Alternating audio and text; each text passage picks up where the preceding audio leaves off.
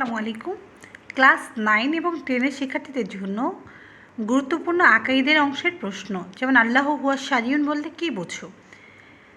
Islamic শরীয়তের গুরুত্ব সম্পর্কে কুরআন ও সুন্নাহর আলোকে আলোকপাত করো। খুব সুন্দর করে নোট করে দেওয়া আছে, এভাবে নোট করে পড়তে পারলে অবশ্যই সফল হওয়া যাবে। মুকাদ্দামাত ক্বালা আল্লাহু তাআলা শারআ লাকুম মিন দীনি মা ওয়াসা বিহি। এ মানব জগতের একমাত্র বিধানদাতা হলো আল্লাহ তাআলা। এর বিধান অমান্য করার হুকুম কারো নেই, বরং মান্য করা ফরজ। আল্লাহ এক ও অদ্বিতীয়, তার কোনো শরিক নেই। সুতরাং বিধানদানের ব্যাপারেও একমাত্র বিধানদাতা আল্লাহ তাআলা। আর এই সকল বিধান ভঙ্গকারী কোনো দিনও মুমিন হতে পারবে না। নিম্নের প্রশ্ন উত্তরের ব্যাপারে আলোকপাত করা হলো। এরপর আল্লাহ হুয়া শারিউন বলতে যা বোঝায়। আল্লাহ হুয়া শারিউনের অর্থ হলো আল্লাহ একমাত্র শরীয়ত নির্ধারণকারী, আল্লাহ একমাত্র শরীয়ত বিধানদাতা ইত্যাদি। আল্লাহ তাআলা বলেছেন, এই যে আয়াতটা দিয়ে এটা অর্থাৎ দেওয়া লাগবে না।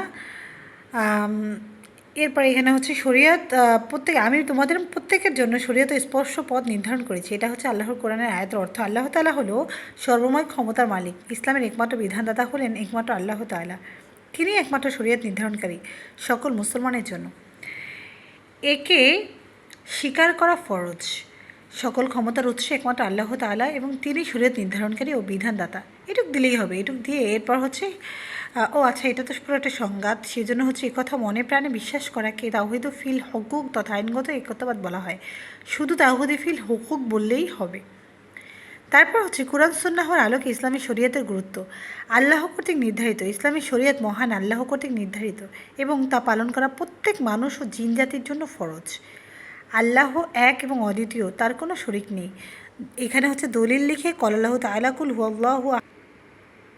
হুয়াল্লাহু আহাদ আল্লাহুস সামাদ দিয়ে এরপর অকল আল্লাহু তাআলা এবং আল্লাহ আবার বলেছেন, ওই যে আয়াতটা আমরা দেখে আসছি, সেই আয়াতটা লিকুল্লি জাআলনা মিনকুম শিরআতান ওয়া মিনহাজা। এরপর পরিপূর্ণ শরীয়ত।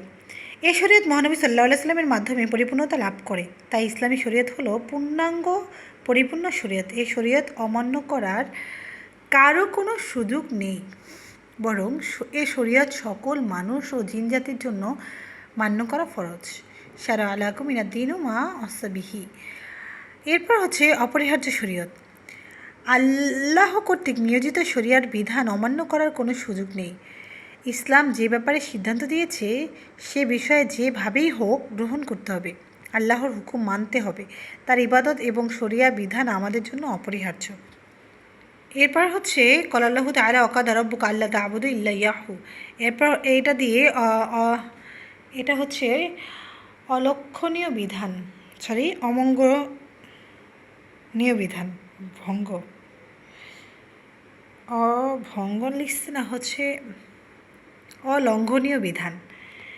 এই বিধানটা লঙ্ঘন করা যাবে না। এই শরীয়ত বিধান ভঙ্গ করা ক্ষমতার কারণে এই বিধান আল্লাহ প্রেরিত, যা সকলের জন্য বোধকাম্য। তো এই এর লেখাটা দিয়ে বাংলা ক্বালা আল্লাহু তাআলা দলিল, এখানে ক্বালা আল্লাহু তাআলার উপরে দলিল শব্দটা লিখতে হবে। দলিল ক্বালা আল্লাহু তাআলা ইন্না শিরকা লাযুলমুন আযীম। ইসলামী শরীয়ত অনুযায়ী চলা সকলের জন্য অপরিহার্য ফরজ। এই শরীয়ত অস্বীকার এবং অমান্য করার পরিণতি খুবই ভয়াবহ। হাসিল দিয়ে ক্বালা আল্লাহু তাআলা দিতে হবে। এরপর একটা আয়াত দিয়ে, যেমন ইন্না দীনু ইনদাল্লাহিল ইসলাম দিলেও হবে। ইসলাম একটি পরিপূর্ণ জীবন ব্যবস্থা, এটা না লিখে ক্বালা আল্লাহু তাআলা ইন্না দীনু ইনদাল্লাহিল ইসলাম। যে জীবন ব্যবস্থা প্রতিটি সমস্যার সমাধান মহান আল্লাহ পাক নিজে দিয়েছেন, যা মানুষ জিনদের জন্য পালন করা অপরিহার্য এবং এর মাধ্যমেই মানুষ এবং জিন জাতির কল্যাণ নিহিত। সুতরাং শরীয়ত অনুধাবন করা আমাদের সকলের একান্ত কর্তব্য। তো প্রিয় শিক্ষার্থী বন্ধুরা, আশা করছি প্রশ্নটা আপনারা বুঝতে পেরেছেন। আর